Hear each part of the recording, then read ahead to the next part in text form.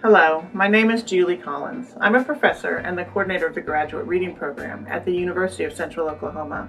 I was a member of the English Language Arts Standards writing team. I'm here today to visit with you about Standard 2, Reading and Writing Processes. In this standard, students will learn to use a variety of recursive reading and writing processes. This standard is your opportunity to teach students about the goal of both reading and writing, that the goal of reading is to comprehend the text, and that the goal of writing is to communicate a message to their audience. The reading standard that goes throughout the grade levels from pre-kindergarten through 12th grade says that students will read and comprehend increasingly complex literary and informational texts. You'll see throughout the standard that it starts with pre-kindergarten doing simpler things like sequencing the beginning, middle, and end of a story. And that will get more and more complex up into the high school standards. The same for going from a main idea to finding that main idea, being able to summarize things, and then find details to support that main idea, and more complex as well. What you will also find is that it's sometimes hard to differentiate between what they should do in 3rd grade and what they should do in 4th grade and what they should do in 5th grade. How does finding the main idea look different? So you'll see a lot of similarity between some of the grade levels and how the standard is written. So it's important to keep in mind that overarching standard that they will comprehend increasingly complex literary and informational texts. So part of your job as the teacher is to make sure that you are increasing that complexity and difficulty of the text so that they can continue to stretch themselves in their reading strategies with the more challenging texts. When the standards were first written, the word recursive caused a few questions. So recursive refers to the fact that sometimes we learn a process and there are 5 steps or 10 steps, and you learn a process to start at 1 and just do all the steps. Recursive refers to the fact that it is not linear like that. That there are different steps, different strategies you might learn to use, and that you need to choose the right one at the right time. And you may go forward, you may need to back up and go back and reread something, call on a different strategy to make sure that you're understanding the word or understanding that passage.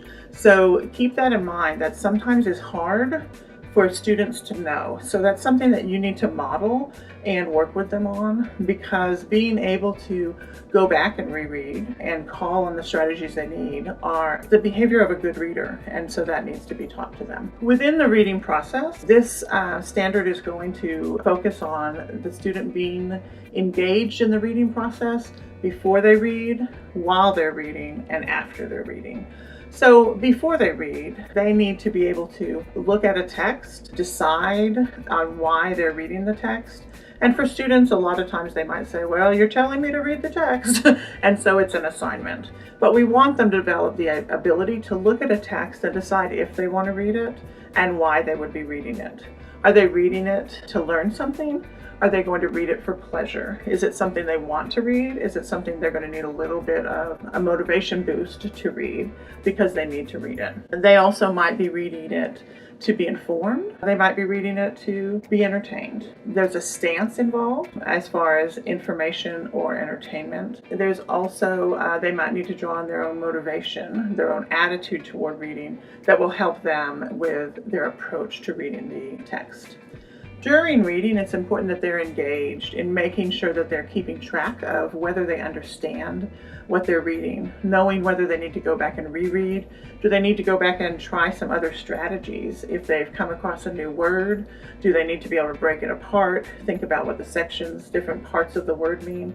Do they need to go back and rely on their decoding ability just to figure out what the word is and then figure out what it means? And they need to also be questioning themselves. Did I understand that part correctly? After reading, students need to be involved and know that they can still look at the text. I know sometimes that becomes a question when we're assessing a child, but if they're reading and doing a project, answering questions, participating in a book discussion, we want them to know the text is a resource for them and they should be able to go back and still be engaged with that text.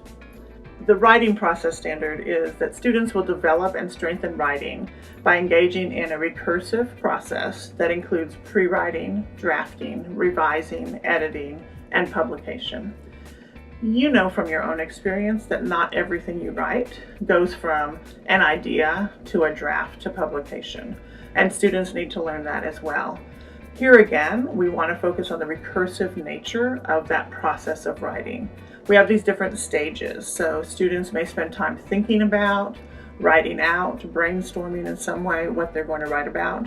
Then they're going to draft it, and then they may move forward with the process. They might sometimes need to move back. If they move into revision, sometimes it comes out that, there's a whole section. I maybe need to write an introduction. I need to write a part to support this middle section. And they might need to move back to drafting and then back to revision.